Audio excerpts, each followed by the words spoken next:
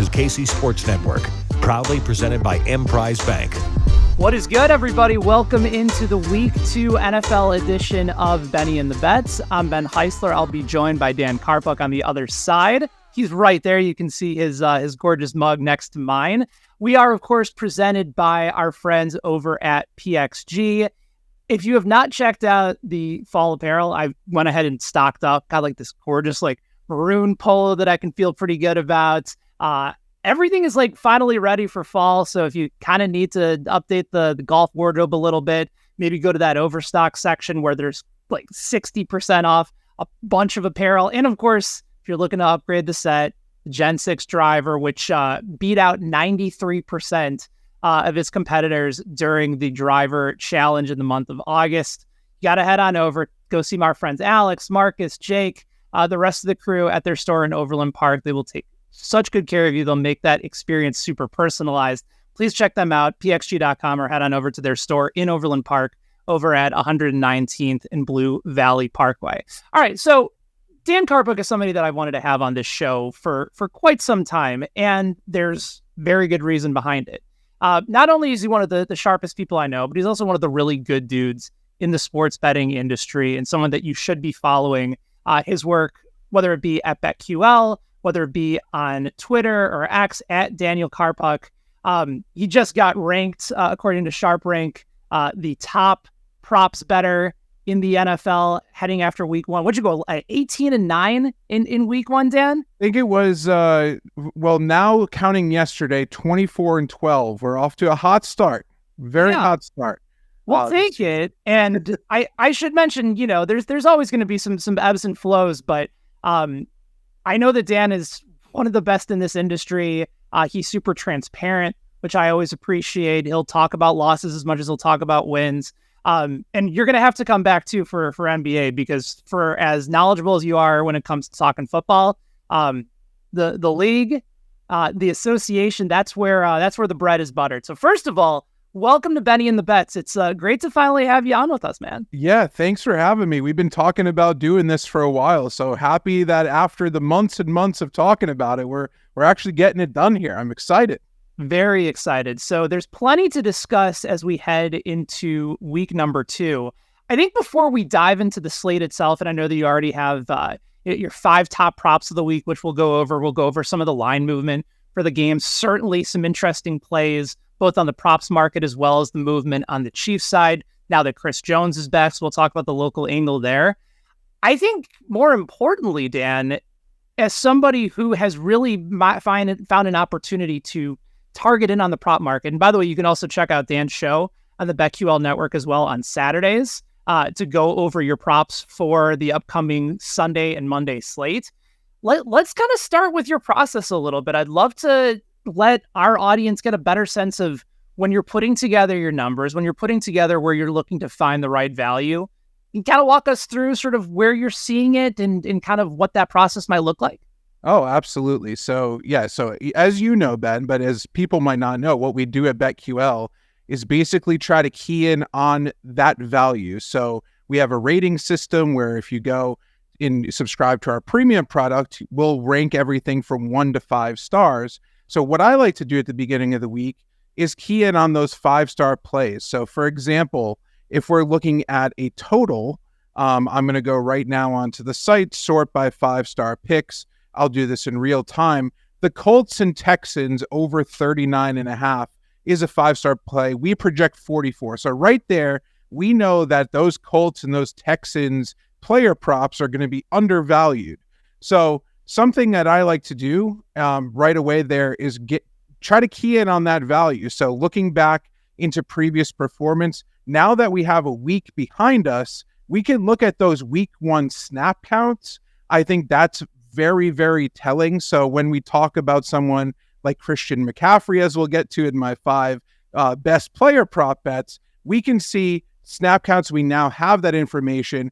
Rather than looking back at week 1, our approach was, okay, what can we try to deduce from the preseason and see from that 3rd preseason game, who played with the starters, who didn't. Now we have that really solid, while it is just a 1-game sample size, we are able to look back and see what happened that's why when we were looking back yesterday with Jordan Addison, for example, I was really high on Jordan Addison just because in the first game in week 1, he saw 56% of snaps, but he had such a high opportunity with those limited snaps. So yesterday he busted off that big touchdown, which was great. I would have liked him to get me one more reception, would have cashed a lot more money there. But I think that there are these data points we could look at. And what I like to do, like I said, check BetQL right away. But we are able to look at situations as well where last week, if a team specifically gave up a ton of rushing yards, I like to look at that data and say, okay, I'm going to make a mental note of this when I look at the running back situation for this week. And if it just so happens that this running back is not a running back committee, then I like to circle that and absolutely key in on those guys. So that's generally what I like to try to do. I think of it the same exact way that BetQL's model does, where can I get the most potential value here immediately and key in on that, rather than looking at a specific player in a good matchup and trying to, just root for a player that's in a good situation. I try to look for value specifically.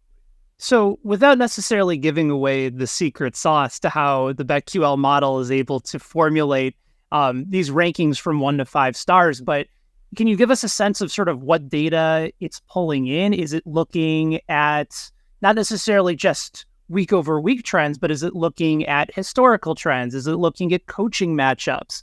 I think what's so interesting about week 2 in the NFL is that it's a great time historically to fade the teams that are likely overvalued from week 1 into week 2. And we'll get into a couple of those games as well. And to really jump on the teams that kind of let a lot of bettors down in week 1 conversely. So where are some of those data points likely coming from when it's making that evaluation? Yeah. So like you mentioned, historical data is a big part of that. We go back, 3 years roughly for each team when we make our model assessments with that. But we're doing everything. We're doing coaching trends. That's a pretty important aspect. We have those on all of our game pages. So for example, something crazy like Sean McVay has gone 12-1 straight up after his team controls the ball for 34 plus minutes per game. And they did that last week. So if you want to be super contrarian, you could do that. But we take into account pretty much everything, whether we have actual ratings for every single quarterback in the league. So for example, when Aaron Rodgers got injured, we were able to adjust our line for this week's game when Zach Wilson was under center, and how much of a downgrade was that. So we're able to do that for every game as well.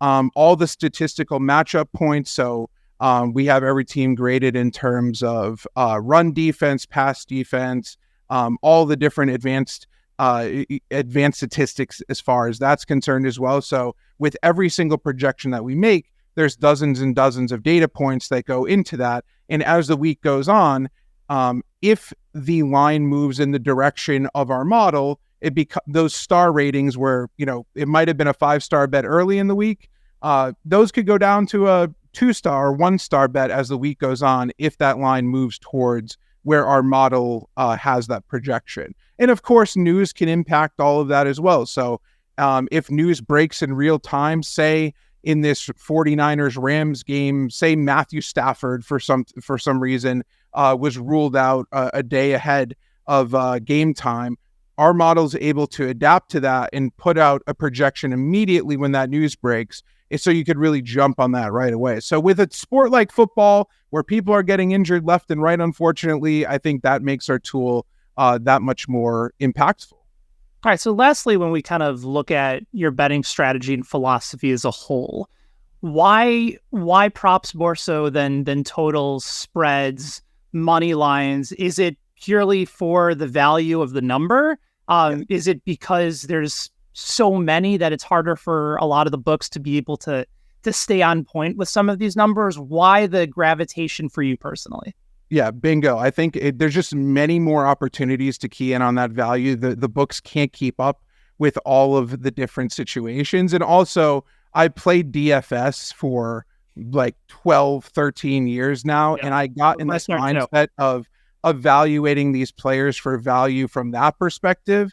So basically, I take that personal mindset where I'm looking for these like situations in DFS where these mid-tier value guys that are mispriced specifically, or even these sleepers, and keying in on them, like Puka Nacua last week was one of my darlings. Tutu Atwell. These guys I've known from DFS over the years, and finally when they're getting an opportunity, well, Puka's a rookie, but when I see a guy that's going to get an opportunity like that, and the targets have to go somewhere, I'm kind of taking that evaluation process right into my player prop betting strategy. All right, so one other one, and then we'll start to dive into the slate. We'll talk Chiefs, we'll talk Jaguars. Certainly on the board. I know that there's a prop in that game that you like. We'll also go through some of the other key games on the slate here as well. Where are you when it comes to inherently diving into futures bets? Obviously, if we're talking about value, so much of it is right time, right place, right projection. Is there anything within your process, whether it be through BetQL or just individually on your own, where you're saying to yourself, MVP is going to be very saturated at the beginning portion of the year. There might be a few names, like maybe you got on Tua in the early portion because you didn't trust his health. Maybe there's a coach of the year candidate not named, say, Dan Campbell, that might actually be in play. As somebody that sort of follows a more likely model as opposed to sort of the trendy pick. Is that something that's part of what you guys do at BetQL as well, looking at the futures market? And if not, where do you typically like to start your research there?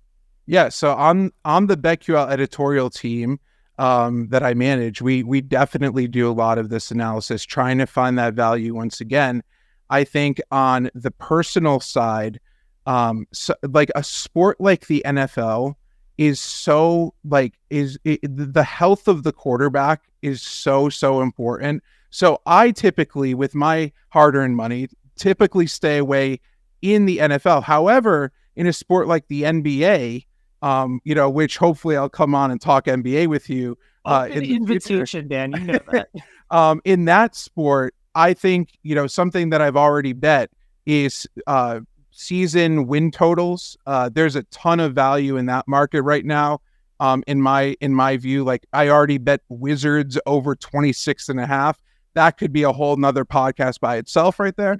But to make the playoffs, to not make the playoffs, those types of bets, I think right now in the NBA or something I'm looking at. As far as NFL, like you said, it's basically like for MVP, we know it's going to probably be Patrick Mahomes.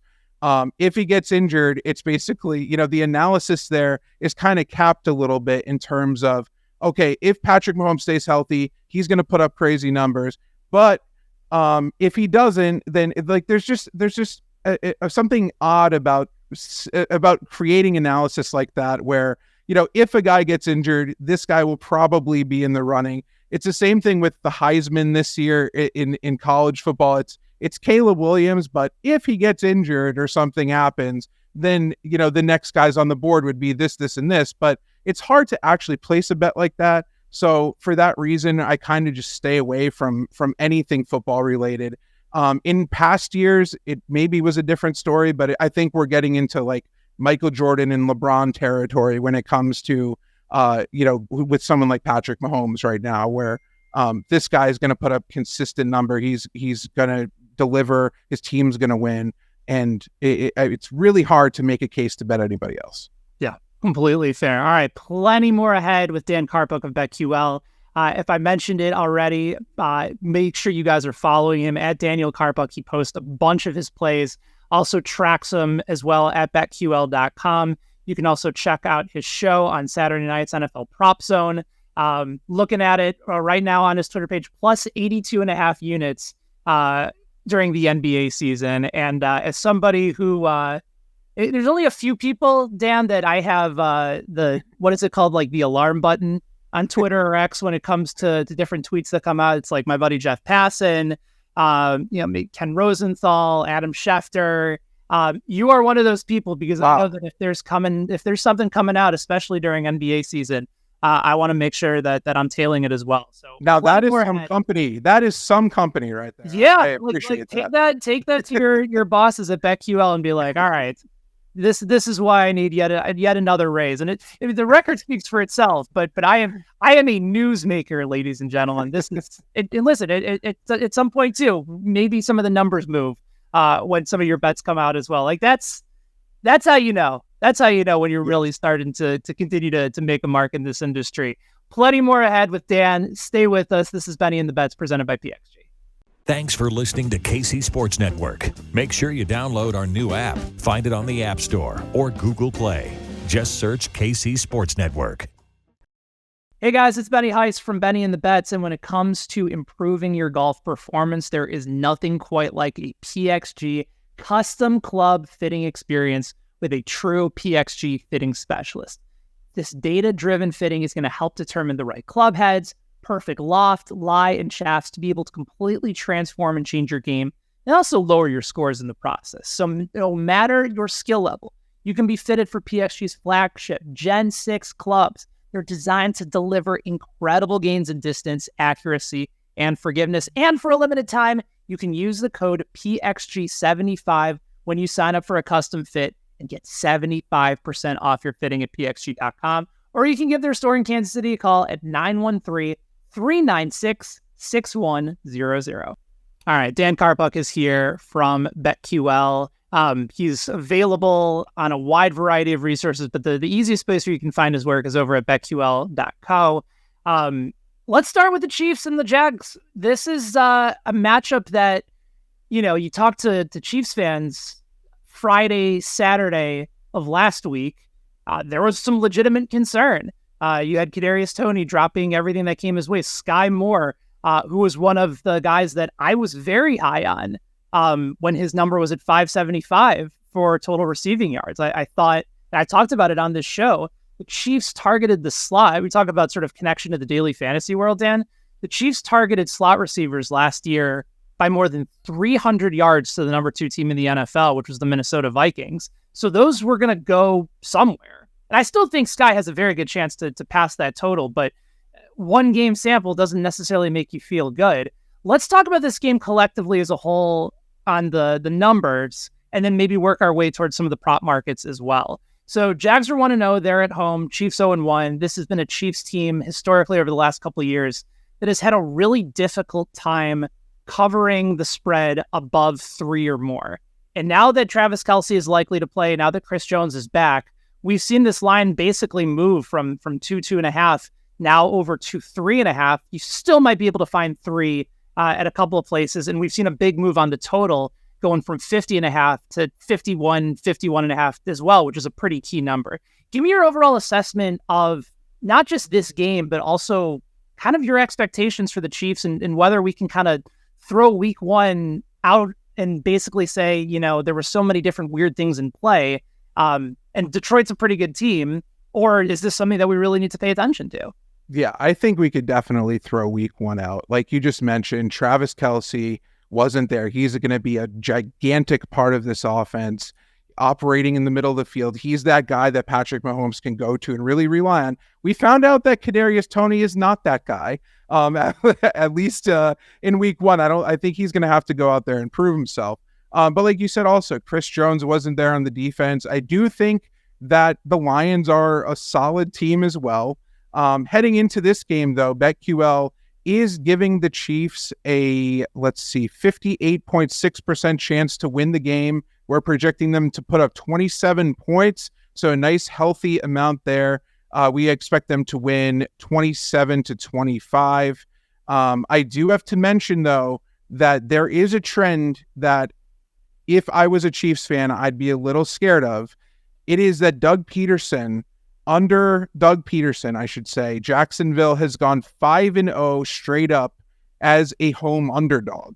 So when they were put in this situation last season, they thrived and they took care of business in all 5 of those meetings. So that is important to mention, as well as the fact that Doug Peterson is 15-4 against the spread as a home underdog in his career. So in this situation, under Doug Peterson, his teams have really come to play.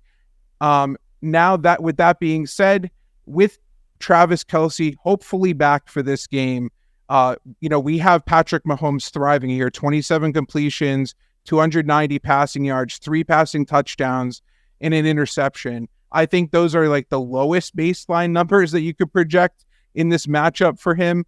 I think the sky's the limit. Someone that's popping in our model right now, love it or hate it, Marquez Valdez-Scantling, 110 receiving yards is our projection for him with a receiving touchdown. So I would probably be a little scared of that one, depending on what his line, what his yardage mark is there. But he is popping this week in our model. We expect him to catch one of those really deep passes here. And then on the other side, Trevor Lawrence, we project 260 passing yards for him, 2 touchdowns and an interception.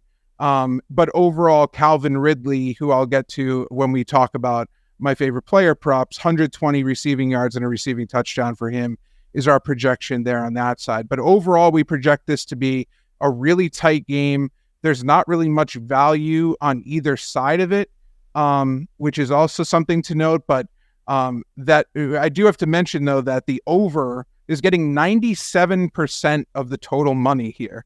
So it seems like, sharp bettors, public bettors alike are really liking a high scoring game here and a potential of a shootout over 51. And what's interesting about the play on Marquez Valdez-Scantling is the prop market is actually reflective of the BetQL model.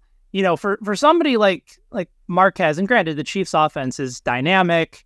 There's so many different weapons. You have the best quarterback in the league, and I don't think that's hyperbole to say that with Mahomes. The prop for him to score an anytime touchdown is not particularly high. Shop around a little bit, but I'm seeing it at plus 190 at DraftKings. I don't think there's value there at all. Seeing a couple other books at plus 250, it might come out a little bit higher, and you might see that number move as the week goes on. And maybe if Kelsey is officially ruled in, maybe that number goes up as well. But I think that's very interesting that for somebody who is kind of looked at as a nice deep threat option who's probably going to be targeted 4 to 6 times a game, that seems like an awfully low number for his prop to score an anytime touchdown. I'm actually shocked at that. I didn't look at that, and that is shocking to me. Absolutely shocking. That has to be tied to the Kelsey not officially being ruled in news, but yeah, that's wild to me. Very, very surprising number. So you mentioned the heavy money on the total, pushing it at up to 51.5. 97% of the money. And for anybody that might be new to this types of conversation, when we say bets versus money or handle, there's a very important distinction. The money or the handle coming in is actually usually reflective of where the professionals are betting. You could have 95% of the bets coming in and 65% of the money on that play. It's not necessarily going to be a public play, that's more likely to be a public play than a sharp play because recreational bettors are not putting up the type of money that professional bettors are. So when you see 97% on the over relative to what the model projects, what's your assessment on that number? Do you feel like now that it's past that key number of 51, that maybe it's a little bit too high, or do you still feel like there's room to go? Yeah, I actually think there's room to go. I mean, this opened at 50. I'm looking at the game page over on BetQL right now. It's gone from 50 to 51.5. I see it at now. I know some places still have it at 51. I'm looking at the timestamps on these. It looks like over the last day or so, it went from 51, some places 50.5 to 51.5. I still think this has room to move. I know that you got it at 50.5, right? Yes. I think I'm still comfortably here on the over. Both of these offenses, I think, have the ability to put up a lot of points. I think this is going to be a back and forth style game. If I had to put my money on one game being a shootout this weekend, it'd probably be this one, and I want to see it happen. So it's one of those situations where I'm trying to bet it into existence. Ben. Nope. I think this has some pretty high scoring potential here. All right. So looking at the projections over at BetQL, you mentioned Calvin Ridley. great start in his return from the year-long suspension. I think there were a handful of us that really looked at this opportunity in Jacksonville and thought, this is somebody that can make a dynamic impact on what appeared to be an offense really starting to take off in the second half. And I always talk about Doug Peterson being the adult in the room versus Urban Meyer for Trevor Lawrence. And the noticeable improvement from year one to year two was sizable, to say the least. The model loves Ridley. I know that you like Ridley as well. Why? Oh, absolutely. And you can make the argument that outside of Tyreek Hill, I mean, Tyreek Hill was by far and away the best receiver in week one. You could make the argument that Ridley was the most impressive wideout in the entire league. He caught 8 passes for 101 yards, but he also had another really long touchdown called back on a penalty as well. So he very easily could have had like something like 150, 160 yards, 2 touchdowns. He was running his routes with his typical fluidity, consistently getting open, had an obvious connection with Trevor Lawrence, which was really the concern going in here. Because, of course, Trevor Lawrence had guys like Christian Kirk, Zay Jones, the concern here, Evan Ingram even. So lots of mouths to feed. But it was pretty obvious to me, at least, watching this game in week one and kind of rewatching some plays here on the offensive side, that they have a really nice connection. And since Chris Jones is back and now paid, he's now a happy man for the Chiefs here. I expect the Jags to have a bit of resistance, way more resistance, I should say, running the football. I'm not high on their running backs in this particular game for that reason. And I expect them to pass the ball even more. In 2 meetings against the Chiefs last year, Trevor Lawrence threw the ball 40 times, 39 times. I expect another pass-happy game plan here. If Ridley sees, I should say, 10 to 12 targets in this matchup again, I think he should easily go over this number. And I think that this is another situation where looking back on this, say like week 7, week 8, week 9, we're going to look back and say, wait a second, Calvin Ridley in week 2, 67.5 receiving yards. Like that was quite a time for us. I think he's going to be in the 80s by that point, to be honest, or at least high 70s week over week. So I think that when we look at value, this is clearly the number one play from a player perspective. And like I mentioned, BetQL has 120 receiving yards projected for him, which makes this a 5-star value. All right. So one other thought on this game is you mentioned that you love the Ridley line. I do as well. How does that correlate towards any Chiefs related props? Are you looking at it and saying, okay, if Jacksonville's likely throwing the ball, particularly more so in the second half, maybe playing catch up with Kansas City, does that mean we look at somebody like Isaiah Pacheco, who's a 4-star when it comes to over 10.5 rushes at even money right now over at DraftKings, according to the BetQL model? Are we looking at Mahomes to maybe go under his passing yard total, knowing that Kansas City might be more likely to run if they're up in this game? How do you look at the number for Ridley and then maybe use it as a correlation for either a Chiefs prop that you may or may not like, or also the actual spread, knowing that BetQL has this as a 2-point win for Kansas City when we're looking at an available line of 3.5? Yeah, like picking a side in this game is really tough. I do like the over, like I mentioned, and I expect it to be this kind of back and forth game. Obviously, if I had a read where, say I thought the Chiefs were going to go up and I'd project them to run the ball more and kind of keep the clock moving, play ball control, I would be high on one of the running backs potentially. But the problem with Kansas City, to me, from a player prop perspective, is that there are so many guys that can catch passes from Mahomes. Right. There are so many guys that can run the football. Like they can even run the football with wide receivers in this offense.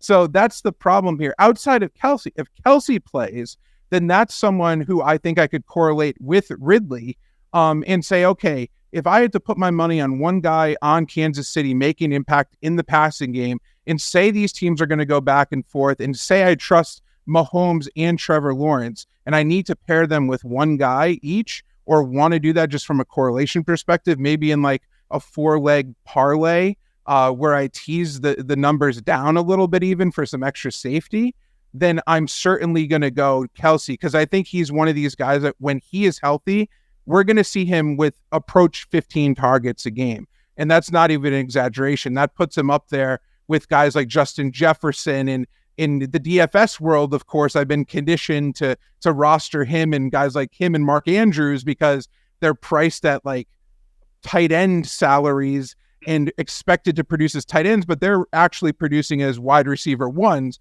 week over week. So a guy like Kelsey, someone who always has value, just because he comes in with this tight end stigma, but he actually in this offense is going to produce as a wide receiver one.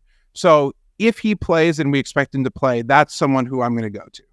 Yeah, really, really good stuff heading into the week 2 matchup for Kansas City and for Jacksonville. Again, if you're looking at the latest odds for this matchup, Chiefs currently on the board as a 3.5 point favorite. Again, you can still search around a little bit. You can still find 3, including at DraftKings. Slightly juiced at -115, but you can still get it at 3. It is still available at 3.5. But again, if you're likely watching the show more often than not, you're probably leaning towards the Kansas City side. If you're looking at the total, as Dan and I have both mentioned as well, Jags come in this game with either 51.5, depending on the book. The highest total, I believe, on the board by a pretty considerable margin for this week. So there is, again, if you talked about shootout potential, as Dan did a little bit earlier, there is going to be very much consideration for this game to score plenty of touchdowns. Hence the more reason, if you're looking for some overs in the prop market, this might be an opportunity as well. If you're looking, like Dan also said, to maybe consider a parlay or maybe move some lines around, I would encourage you to consider doing that over with our friends at DraftKings, especially with this game where I think the line is very much in favor of what we're seeing for Chiefs fans on that 51, and also for that line at 3 as well. Football is back in full swing. There's another week of epic games, and they have you covered on all the action. DraftKings Sportsbook is an official sports betting partner of the NFL, and new customers can get $5 on football, new customers can get $5. That's good. It's fun to get $5. It's even more fun to get $200 instantly in bonus bets if you bet $5 on football. Nobody is missing out on the action this season. All DraftKings customers can take advantage of 2 new offers every game day this September. So get in on the NFL Week 2 action with DraftKings Sportsbook. You can download the app now. Use code KCSN to sign up. Remember, new customers can bet $5, take home $200 instantly in bonus bets. Only on DraftKings Sportsbook. Use the code KCSN. DraftKings Sportsbook, the crown is yours. If you have a gambling problem, call 1-800-GAMBLER or visit www.1800gambler.net. In New York, call 877-8-HOPE-NY or text HOPE-NY to 467-369. In Connecticut, help is available for problem gambling. Just call 888-789-7777 or visit ccpg.org. Please play responsibly on behalf of Boot Hill Casino and Resort in Kansas. 21 plus age varies by jurisdiction. Void in Ontario. See sportsbook.draftkings.com/football terms for eligibility, terms, and responsible gaming resources. Bonus bets expire 7 days after issuance. I probably said that wrong for the second straight week. That's okay. Eligibility and deposit restrictions apply. Whew. Okay, with that being said, we're going to take one more break, come back on the other side, go through some of our other favorite games on the Week 2 slate with Dan Karpuc over at BetQL. Stay with us. This is Benny and the Bets, presented by PXG. Thanks for listening to KC Sports Network. Make sure you download our new app. Find it on the App Store or Google Play. Just search KC Sports Network. All right, Dan, I don't know if I'm sweating from that latest DraftKings read or whether it's just a little bit hot in my parents' house this week in Chicago. But either way, I'm ready to watch for this transition. That was a lot of words. I have to say, that was a lot of words there that you just said. It was a big old word salad. Exactly. Exactly. We somehow got through together. So I know that there's several different props that you like on the board. A couple bets that I'm certainly intrigued by, and I was fortunate enough to jump on them a little bit on the earlier side before the line moved. You had a couple short dogs at home with the Houston Texans hosting Indianapolis. Texans defense, I thought, was much better than maybe I anticipated. Offense still plenty much room for improvement, really not being able to move the ball much on Baltimore. And then you have the Falcons, who at one point were a 1.5 point dog at home against what I thought to be a very overvalued Green Bay Packers team, who came in, played my Chicago Bears, and just beat them to a drum like they've been doing for God knows how many years. The line has moved pretty substantially, making both the Falcons and Texans favorites. Now, I was fortunate enough to be able to get on both those lines when they were dogs, and I teased them to 7.5. But if you're looking at both those games now, do you look at Atlanta and Houston and say to yourself, okay, with this movement, before the line gets to anything above 2, do you still look at those games and say there's still some value there, or maybe are you on the other side for Green Bay and for Indianapolis? What are your thoughts on those two matchups in particular? Yeah, so I definitely think, like we mentioned for the Colts Texans, I think the value's on the total there, just because the BetQL is projecting that in the mid 40s, and it's still 39.5 right now. We do have the Colts favored by 1 point in that game. That's a 3-star bet just because the Colts are 1 point underdog now, like you mentioned. I would side with the Texans. I was actually pleasantly surprised. You said you got the Texans at what price? At plus 1.5, minus 110, and then tease them with the Falcons, who are also at plus 1.5. So I moved that line 6 points to have both those teams at plus 7.5 this week. Love that. Yeah, they made Lamar Jackson look pretty uncomfortable last week. Like they were swatting at the ball. We saw that, they did give up 25 points, yes, but we saw the impact I think that DeMeco Ryans is going to have on that defense specifically. And they have some playmakers now there that I think are gonna probably make life a little bit difficult with Anthony Richardson. I think also going back and looking at that game against Lamar Jackson, like, we are now seeing a guy who is the lesser Lamar Jackson with Anthony Richardson here. And I think that's a brutal schedule to have to play 2 mobile quarterbacks, probably the 2 most athletic quarterbacks in the league from a running perspective in back-to-back games. But I think that that's probably going to help the Texans as well, especially because they're at home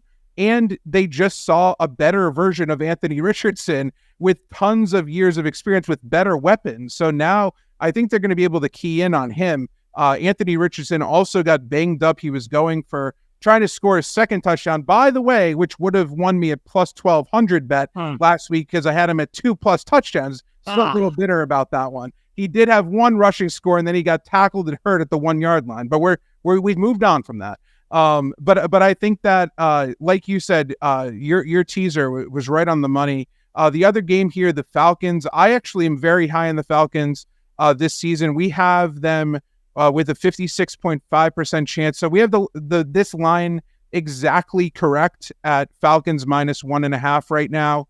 I'm very much like their approach to where Bijan Robinson and Tyler Algier are going to basically run the football more than any other team in the league this season. Once Cordero Patterson comes back, he's going to offer some different looks. I'm not a believer in Kyle Pitts, but if he turns the corner, that's a big if. He could do some things. Drake London last week, I don't think had a single catch. No. So I think that, this team is really all about winning. The head coach there, Arthur Smith, said after the game something along the lines of all the fantasy nerds out there or whatever are mad about Drake London, but we got the W. That's all I care about. Something along those lines. So a little bit, I wouldn't go bet any Drake London props, but I do like the Falcons to win this game at home. So I really like what you did there with that teaser.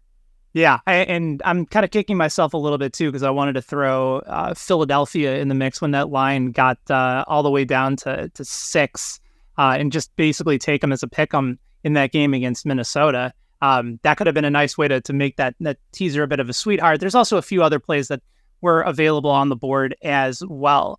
One other underdog that I am looking at this week that I really think basically, and again, coaching is going to be a key part of this. But I like Chicago as a live dog this week on the road at Tampa.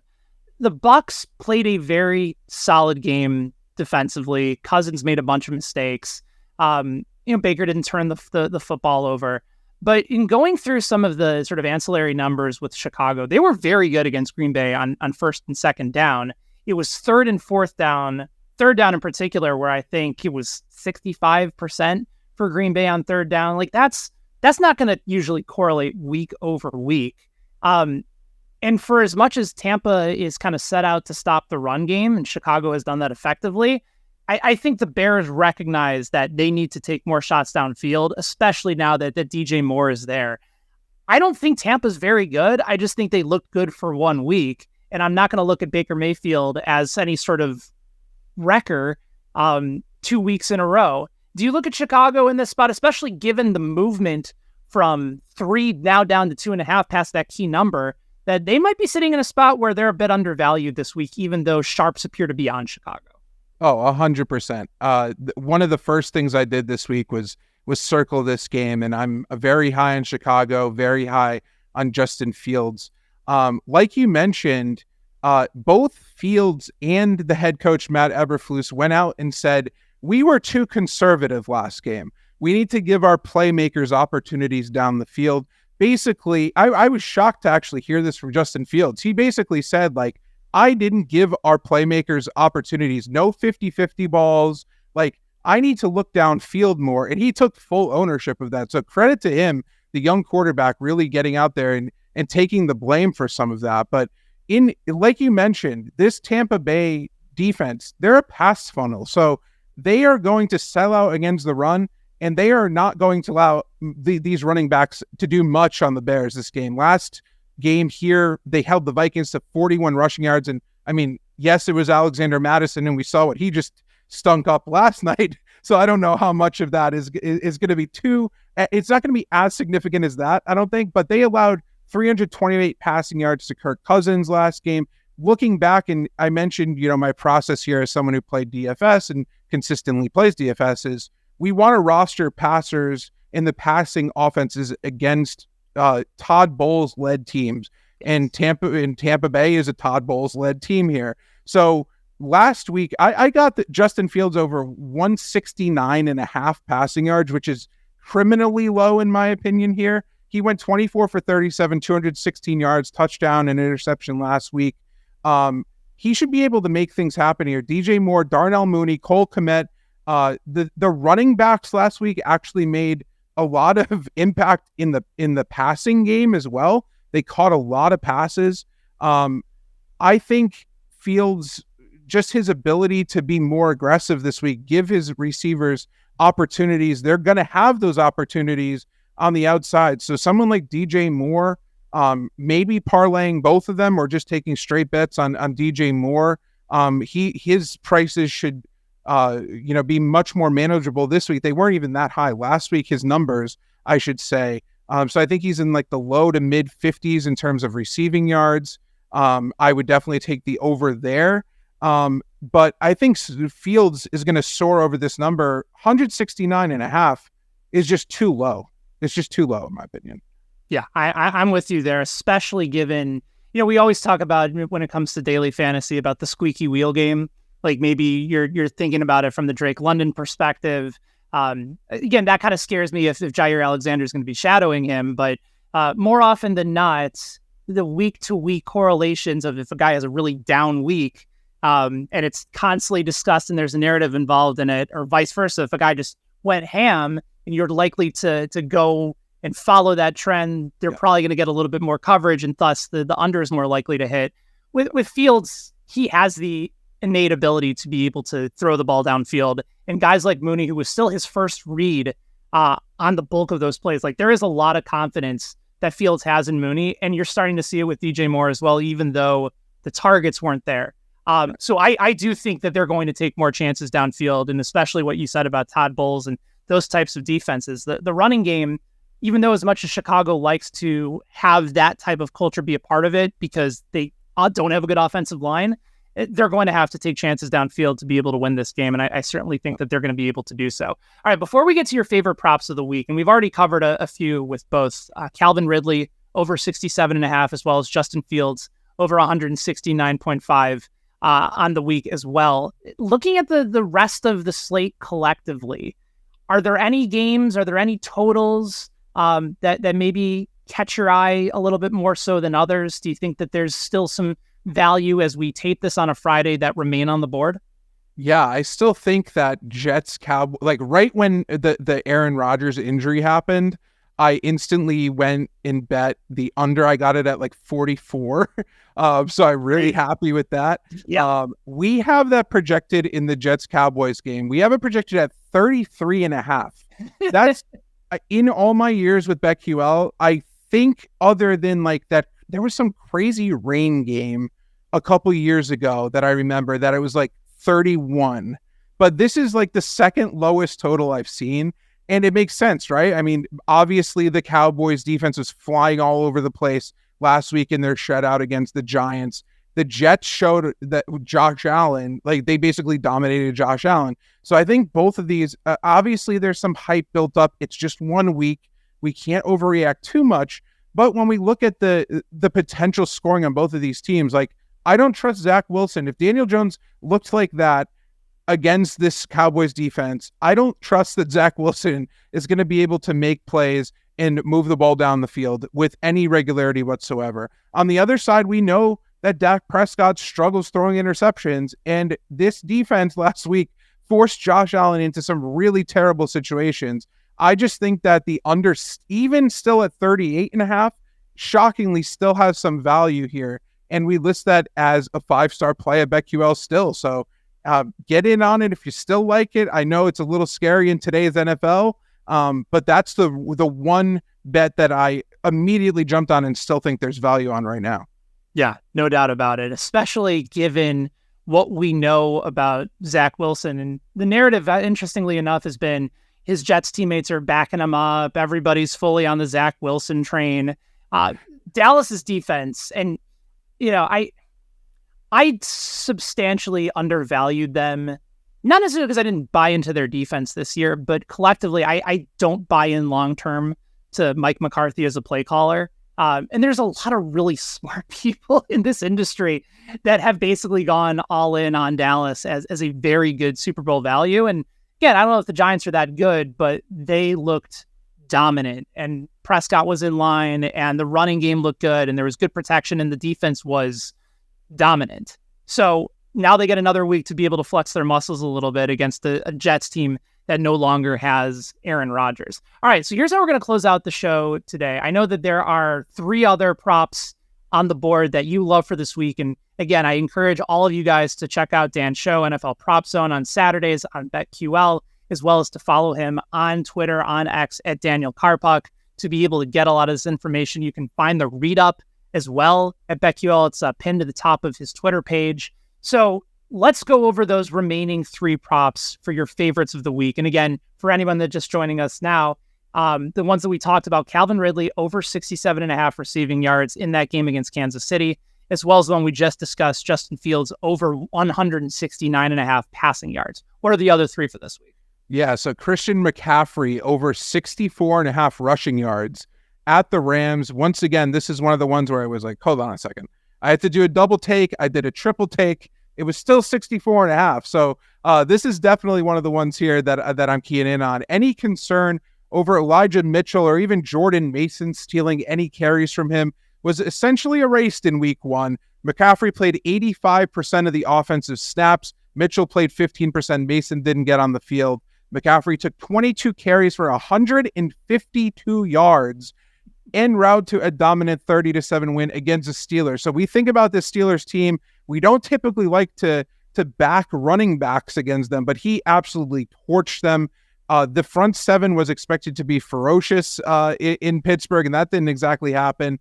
The Rams shockingly shut down the Seahawks last week. I don't expect that to happen again here. That Seattle offensive line is nothing compared to San Francisco's. I expect him to dominate on the ground once again. And a lot of people are going to target Brandon Ayuk here. I am not going to be one of those people. He's going to be mega chalk in DFS. A lot of people are going to bet over his props in the betting world. I'm not going to go there. I'm going to instead trust McCaffrey. And I think the game script is going to work in his favor too. The Niners are big favorites at the Rams this week, and I think he's going to crush on the ground. So definitely over 64.5 rushing yards for Mr. McCaffrey.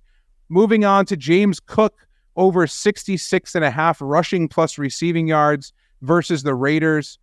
In week 1, he ran the ball 12 times for 46 yards, also caught 4 of 6 targets for 17 yards against that elite Jets defense on the road. But most notably here, he played 41 snaps. That's 59% compared to just 16 by Latavius Murray and 9 from Damian Harris. So the thought that those guys are going to vulture too much work from him wasn't really there. Therefore, I think he has a firm grasp on the running back one role and what should be a powerful offense that has a lot to prove here. So last week, it's also notable that Broncos running backs Javonte Williams, Samaje Perine carried the ball 21 times for 93 yards and caught 8 of 10 targets for 42 yards against this Raiders team. I expect Buffalo to heavily utilize Cook in this spot. And remember, again, going back to the DFS world here, this Raiders defense has been a defense to target for pass-catching running backs since the start of last season. No team has allowed more receiving yards to running backs than this Raiders team, and they've also allowed the third most reception and third most targets to the position. So receiving upside and rushing upside for Cook this weekend. Absolutely love him. And finally, Bijan Robinson over 17.5 receiving yards versus the Packers. So last week, Robinson made his NFL debut for the Falcons with 6 catches on 6 targets for 27 yards and a touchdown. Also had 10 carries and 56 yards when he split work with Tyler Algier. This, in my opinion, is a clear misprice. This might be the second most obvious misprice to me other than Fields this week, especially considering what the Bears running backs just did to the Packers defense last week. Chicago's running backs, the trio there, caught 11 of 15 passes for 80 yards in that matchup. Obviously, the Bears were playing from behind, so that's obviously going to play into that number. But it did give a little bit of a blueprint to what could happen and how susceptible they are to the passing out of to someone out of the backfield. Robinson should be heavily utilized, I think, and his solid debut pretty much was pretty clear that this team wants to use him as a pass catcher as well as someone who's going to take traditional carries. So Bijan Robinson over 17.5 receiving yards versus the Packers finishes up my 5 player props. Cannot wait to end this show, hop on board, find them, tail them, and enjoy a very, very fun week 2 in the NFL. Just to close things out, I know that we didn't have a chance to go over some of my favorite plays in week 1 last week, so I'll mention here. A couple of these numbers, again, may not necessarily be available, so you can always try to find them live. Mentioned that Houston and Atlanta, I teased that number for both of them when they were 1.5 point favorites. Have both of them at plus 7.5 as part of a 2-way 6-point teaser. Very much on board. I think both of those teams win outright. I'm also on the over for Kansas City and Jacksonville at over 50.5. If you like it at 51, you can still probably jump on board. As we mentioned, that number is fully in play. Taking a big favorite at home this week. I think Buffalo bounces back. I have zero trust in the Las Vegas Raiders, even coming off of a big road win. Teams that are playing their second consecutive game on the road have often struggled. Buffalo needs a bounce back as big as anybody. Seattle, I think, was catching too many points this week. I like them at plus 6. That number has dropped, I believe, to 5 or 4.5. And then the always fun round robin, which is something that I love to do. I always like to throw mostly, Dan, money line underdogs. But again, with Atlanta and Houston no longer being available here this week, I'm going to include them just because I still think the value is there at a small number on the money line, but also including Chicago at plus 120, the Patriots at home against the Dolphins. I thought that was a team that probably should have beaten the Eagles last week. They're home for the second consecutive week. I think they're going to do some things that might slow down Tua just a little bit. Don't know if they'll be able to do it for Tyreek Hill, but maybe Tua in general. I think plus 130 is a reasonable line for New England at home. And then you always want to try and find one big dog on the board. And for me, I'm not expecting it, but again, we just need 3 of these to hit for us to be able to make money on these plays. The Rams at plus 270 as a 7-point underdog in a divisional game at home against a 49ers team where, yes, historically, Kyle Shanahan has gotten the better of Sean McVay. But if Stafford is fully healthy, which he looks like, and the defense is able to start playing at the level that we saw and maybe became accustomed to them from them last week. I looked at the Rams at the beginning of the season. This is when Cooper Kupp was still available, Dan, as a very, very big dark horse pick to win the division. Now, San Francisco looked amazing, and I still think at some point, we'll see about Brock Purdy. At some point, I think there's going to be enough scouting on him, but they look dangerous. But again, divisional game at home with that type of number, I think you got to include it in at least for one leg of this round robin. So that's where I'm going for this. It's Tutu Atwell season as well, just so everyone knows. It's Tutu Atwell season. Yeah, so. Puka and Tutu, they're your new favorite words when it comes to being an LA Rams fan. Dan, this was so much fun. I love your insight. I love your opinions and breakdowns when it comes to all these different games, these numbers, these props. Again, please do give him a follow over on Twitter and on X at Daniel Karpuc. Read his work over at BetQL. Become a subscriber. I just had an opportunity to really dive in, and some of these numbers have been super helpful in compiling research each and every week. I appreciate your time, man. This was so much fun. Thanks for hopping on Benny and the Bets this week. Thank you for having me. You're one of the best guys in the industry as well. And I love what you're doing here with the platform and happy to be on anytime. And the door's open for you as well. You got it. Thanks so much, Dan.